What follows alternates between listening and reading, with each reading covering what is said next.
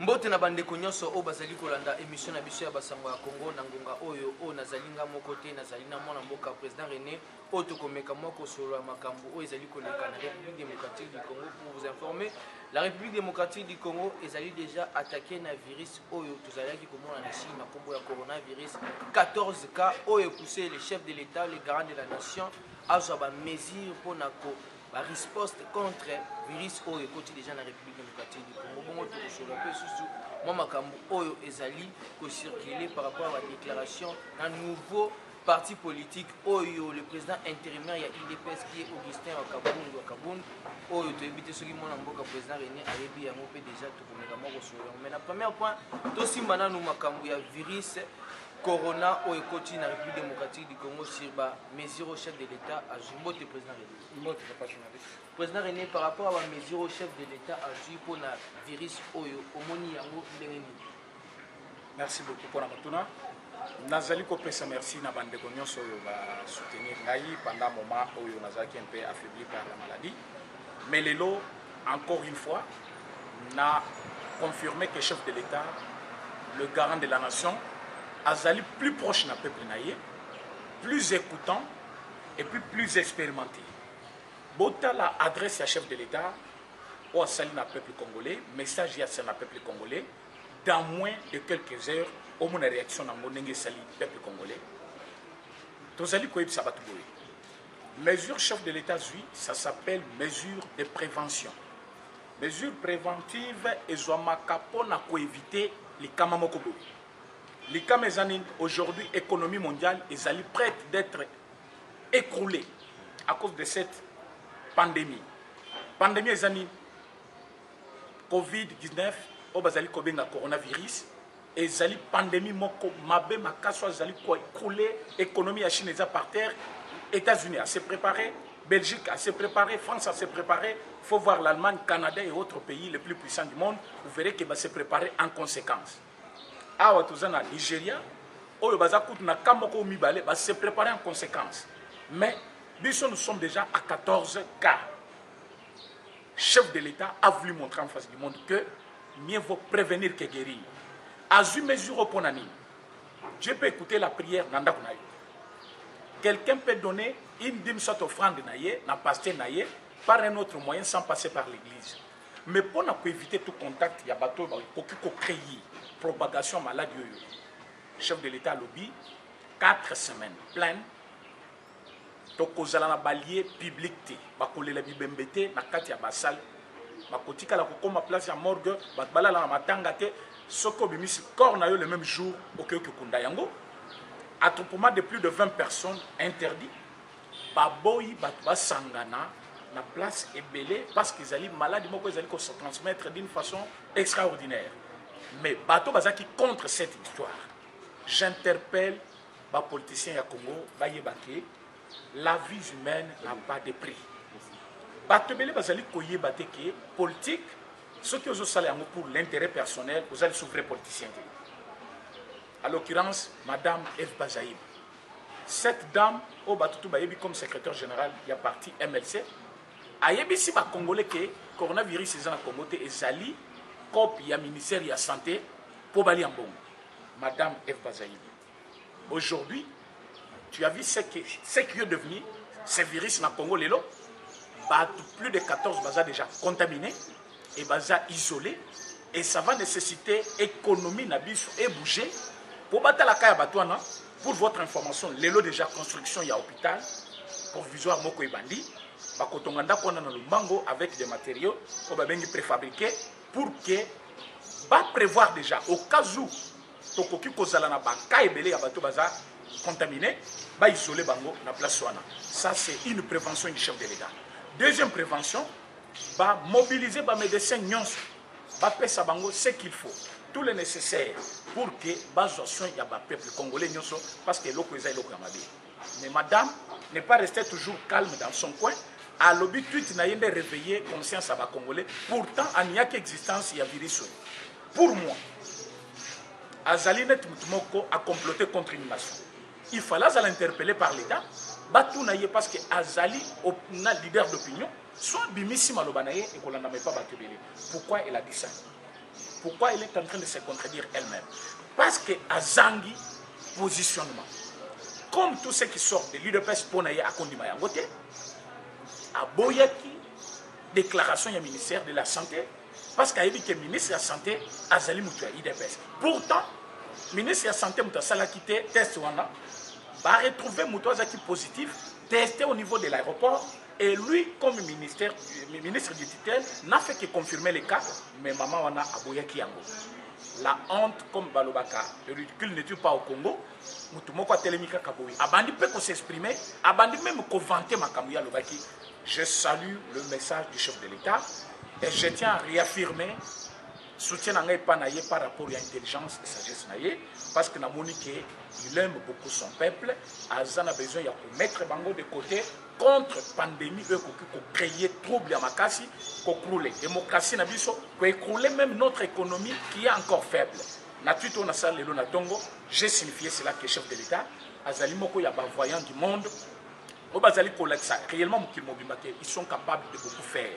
Voilà pourquoi le chef de l'État ne peut pas rester tranquille pendant que l'Oko Izalaki pour tracasser Batebele, Moukil Mobimba, Sotali, Macron, Akendaki d'abord Kotala Moninga Daye, ancien président, Sarkozy, Aye Kotala, Moninga Moussousou, Oye a remplacé. Tout ça dans le souci de trouver une solution parce que Bayebi Kezali et le Komoko Yamabe et Koki pour écrouler l'économie na Bango et Koki pour déstabiliser le pays na Bango.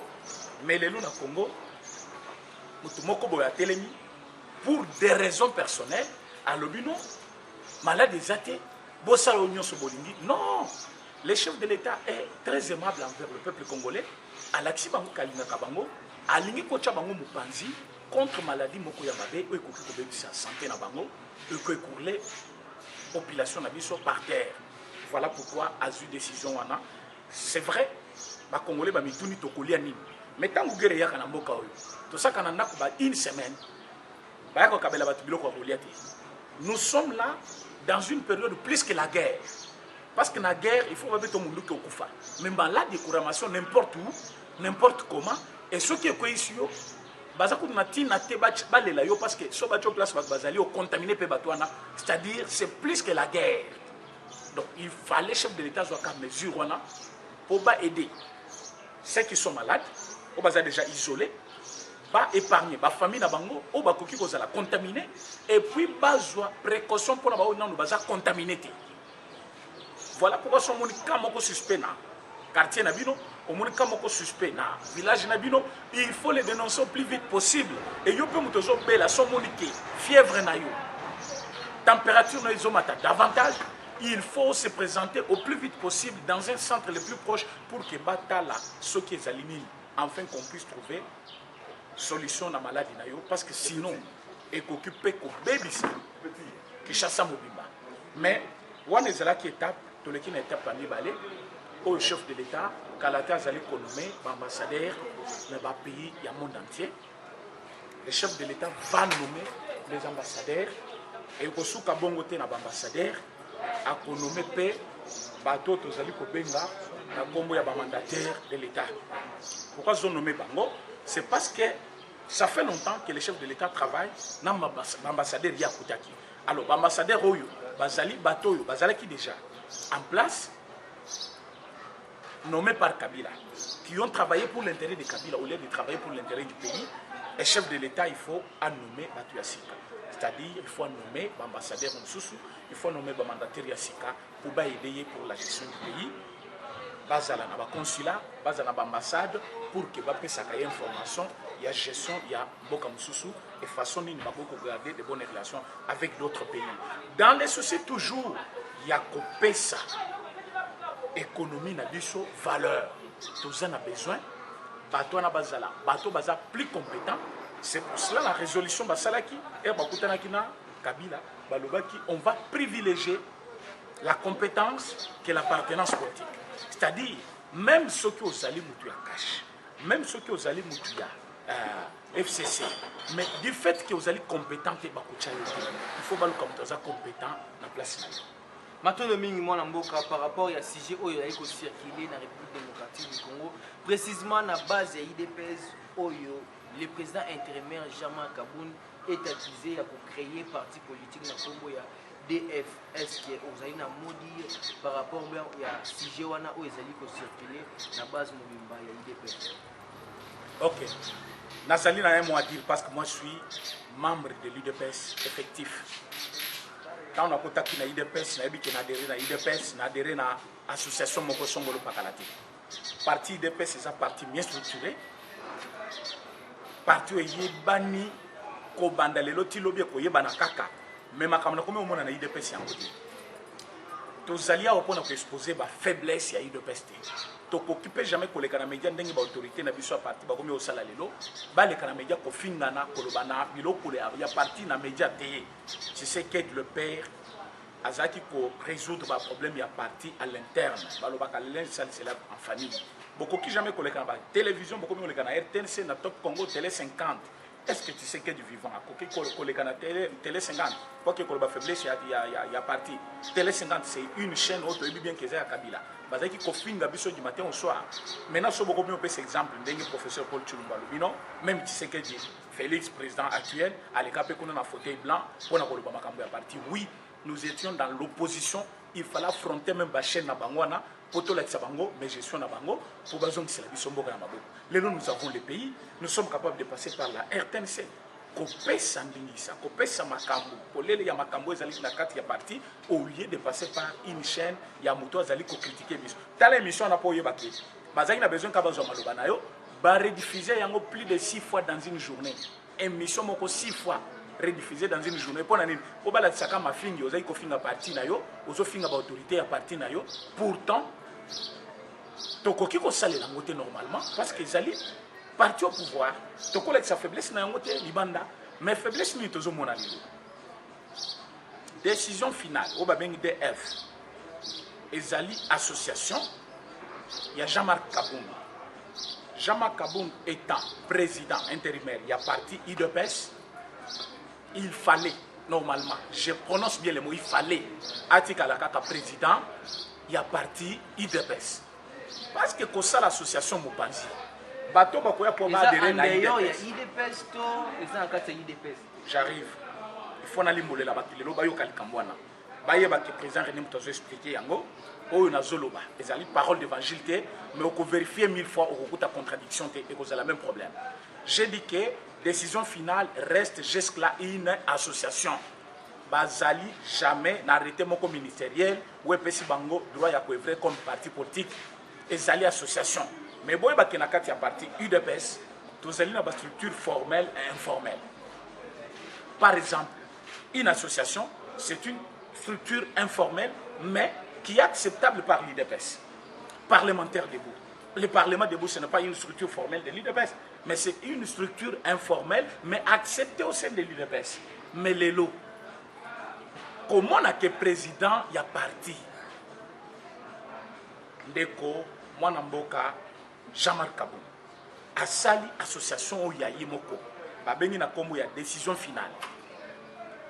Ça laisse à désirer. C'est une confusion quelque part. Pour nani? Parce qu'il y a un président, il y a parti. Association, c'est bien. Et comme même un membre de l'Ibanda, pas continue à parti. Nous tous, on a d'autres associations, autres salles qui battent, ou Talibanda, pas continue à parti.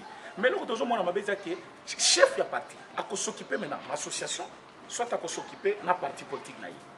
Et bazali ko critiquer le konini balobi na IDPS le sopesi carte mbongo ya carte de membre pose yango c'est depuis 2018 fin 2018 jusque là bazo pesa ba carte te na carte ya IDPS depuis fin 2018 mais sikoyo na décision finale wana ya Jean-Marc Kaboun so côté lelo lobi ozana carte biométrique mais appareil ni les pesa carte biométrique na carte ya décision finale o bako ko tia na IDPS te pesa ba carte le même jour maintenant bako comme na confusion balobi voilà il est en train de gérer bien son association, que les partis, soit intérêt, il faut appeler ça la partie, à combien on peut son association, les gens maintenant se demandent, Azali président, il y a UDPS, ou Azali président, il y a décision finale. Mais ce qui peut décision finale, et comme il y a une priorité, et comme il y a un belé, et comme il y a un avantage belé, n'est-ce pas que il y a un UDPS, il y a une décision finale. Un jour, peut-être, il y a un belé, à Bongo, il y a un parti politique. Ne placez pas si batou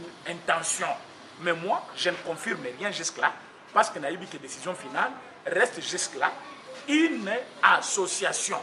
Association est allée accepter la carte UDPS comme structure informelle.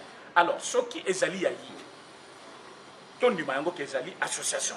Mais ce qui est de moussou c'est simana pour que lobby kuna ba membre nyonso il y a décision finale ba koma batu ya parti moussou que UDPS to koboya ya.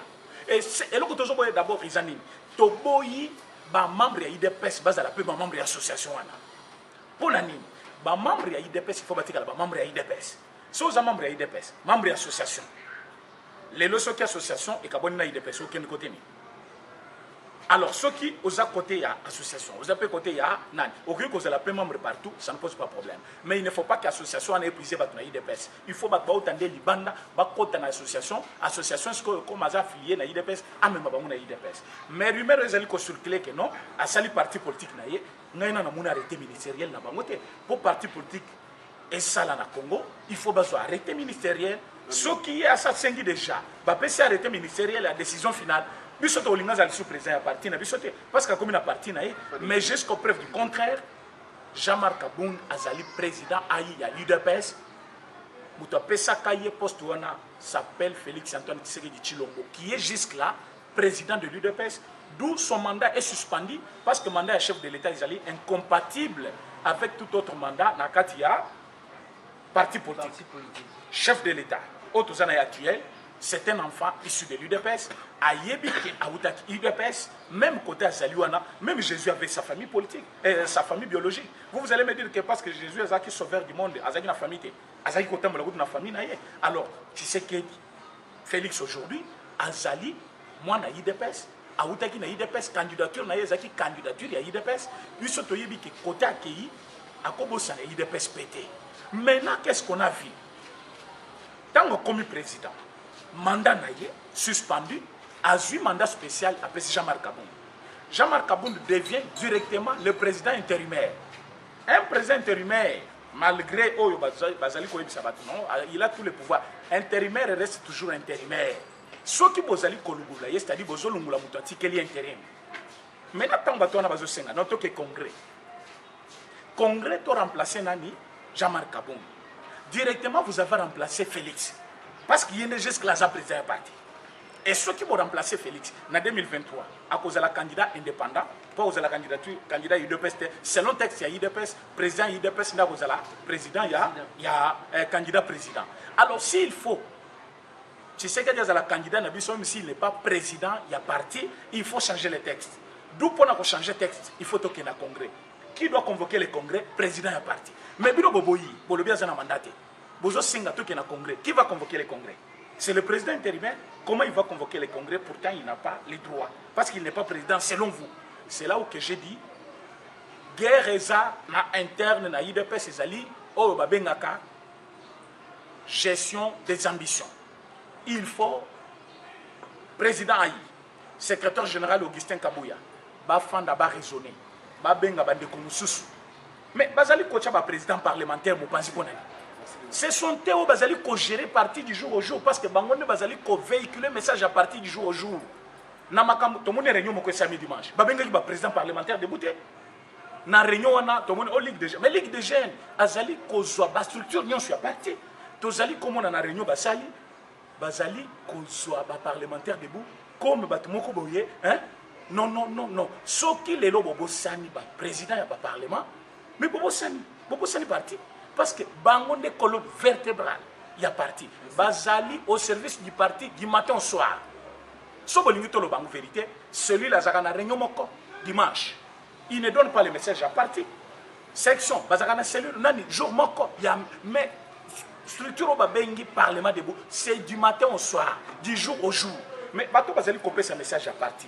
Ceux qui vont négliger, comme un peu danger pour les partis.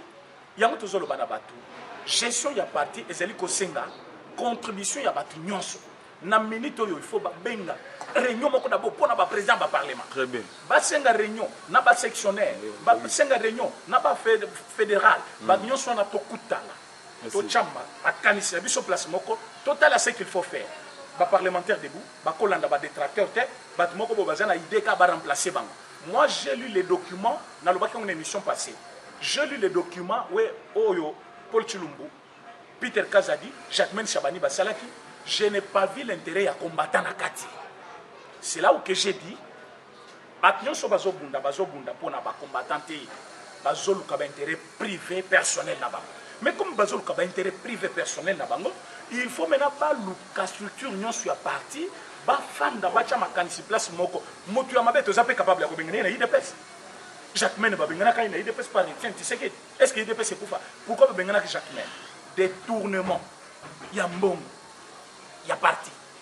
Les lots, nana zongi c'est parti. Félix a lobby au nom de la réconciliation, tout le monde venait. Jacquemaine est revenu. Peter Kazadi. Mais élection, il y a un sénateur. Est-ce qu'il y a beaucoup de gens? Connaissent que tu as un sénateur? Non. Jamais. Il y a eu corruption là-bas. Ça a même des ordres dans la partie. Qui était là? C'était lui. Tolungwe Wana. Paul Chilum. Élu de l'UDPS. Une année maintenant, est-ce que à ta projet, moko sali pour embaucher des combattants? À ta moko isate. Les lots maintenant. Tozali na problème na katia parti. Bozolu kanini. Vous remplacer Kaboun et Kabouy? Non. Nous, comme étant membres de la parti, nous allons soutenir jusque-là la hiérarchie autoyebi ou officielle. Ce qui lobby opposongi place, nous allons soutenir votre candidature ou votre personnalité ou votre poste. Mais la minute autoyebi président Zamoko ya parti, Félix Antoine Tshisekedi Tshilombo, ou Azali, ou APC intérim na Jean-Marc Kaboun. Jean-Marc Kaboun, comme président a nommé secrétaire général, comme Augustin Kabouya, bango ne bazo gérer parti, to reconnaître bango et tozo senga bango pe, ba sala musala malam po ba combattant ba sepera. Parce que c'est là où se trouvent les problèmes. Ba combattant ba kende ko senga musala, c'est parce que ba monike ngola pe zali ko kende, to yebi ke musala et ko engager ba combattant nyoso te. To yebi ke ba combattant pe nyoso, ba kokoma ba mandataire te, ba ministre te. Mais bazo senga ebele te. Les combattants sont pas classés. Les combattants sont pas licenciés, les docteurs. Docteur a besoin comme docteur, licencié comme licencié. Oh, il y a un diplôme, il y a un diplôme.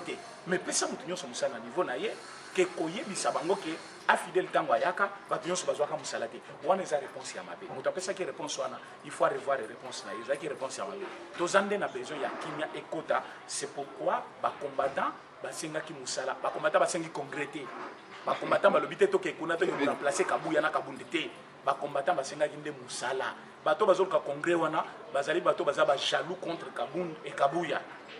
Mais batika Kabundi et Kabuya basala musala parce que basali yango bien. Basali yango bien que faille ezali pe baza batu baza na barrière na bango to ko bomba nyonso te mais to yebi ke ba faille pe ezali il faut bango ba bongisa musala na bango mais na gestion o ya muto yo nzamba sala et ko kuzanga imperfection te mutu nyonso azanz makila na maya ko sala erreur soki Kabunda sala erreur soki Kabuya sala erreur bakoki jamais ko indexer erreur wana ebima comme si péché du monde non batikela bango tamba sala au lieu to pensa parti. Merci mingi président René to komi pena na suka ya émission na biso ya boko alibe ya basango ya Congo ndenge to mesana ko pesa ba actualité politique na temps réel mot de la fin na ba nyonso ba porter attention ya koyoka. Mot de la fin na ngezabo le chef de l'état message appelé c'est un message moko ya ko sauver une nation. Nous devons sauver notre patrie, notre nation. Coronavirus ezali maladie moko mabe zoboma sans cesse plus que même sida parce que yango salamilite.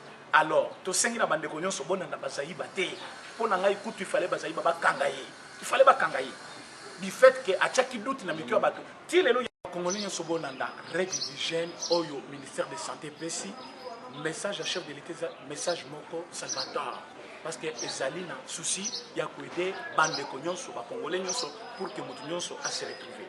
Alors au bazali komona comme si ezali message moko pona contraindre bango bafana na bandako non na classe bana mike baza na règle d'hygiène ya bien te pona ko épargner bango boye bakena na coronavirus bana baza très vulnérable na ba papa o baza na plus de 70 ans. Alors ceux qui potiki bana na classe et qui peut se propager plus rapidement pour respecter les règles d'hygiène nyonso comme il le faut te yango balobi bana bafana na bandako na ba église aussi to fanda ka côte makambuize belé mutako kosola plus mutazali kotuse oza pembeni na ye bagutu wana ya soyi soki etushe yo kaka osimbi elongi c'est fini ozwi malade. Voilà pourquoi chef de l'état lobby bato bafanda na bandako mais misala ezosalema me baboyi nde baplace ya regroupement comme matanga daye bato ebele basepe na Congo bato ebele balobi na chef de l'état bomba système wana pour toujours soki babimisi ebembe na morgue mbala moko eke eti na cimetière mpona nini bamoni ke epesaka bato dépense inutile pour rien. Alors pour éviter attroupement la place basé belé ba pesi chef de l'état a raison ba lobi kutu etika la libela so mutu abimi na morgue ba kiko kunda mbala moko pour dire que message à chef de l'état est commun na bitema ba congolais pe ba sepe na yango ba nyonso ba landi yango ba sale la o ya lobi. Vraiment, c'est pour la survie de notre nation. Merci, M. Président René, à partager l'invitation à Michel pour aller loin de la c'est un grand merci à vous. On va prêter attention pour la émission à Michel Bassanga. On a pédé de compétence à Souka et Michel Misso.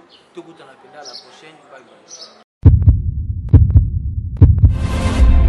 Eshima, votre magazine qui bat au rythme de l'actualité. Retrouvez la nouvelle édition.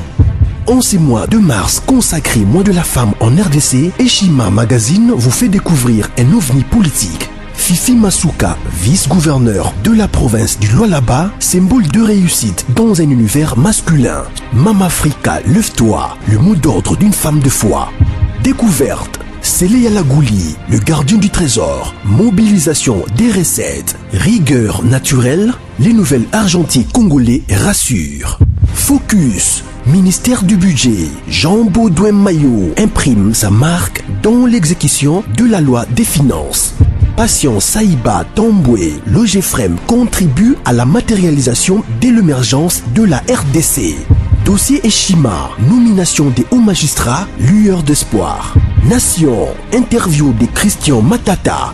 Augustin Kibassa annonce un projet intégrateur pour booster les secteurs du numérique en RDC. Bourse d'études, amélioration des conditions et complicité avec les étudiants, Thomas Luaka Losenjola convainc. Michel Moulumba Tumpaka, les modèles de réussite et de loyauté pour la jeunesse. Culture, Mwanankazi, un statut familial particulier. Retrouvez l'intégralité du magazine Eshima dans les kiosques. Eshima Magazine, un nouveau standard d'information.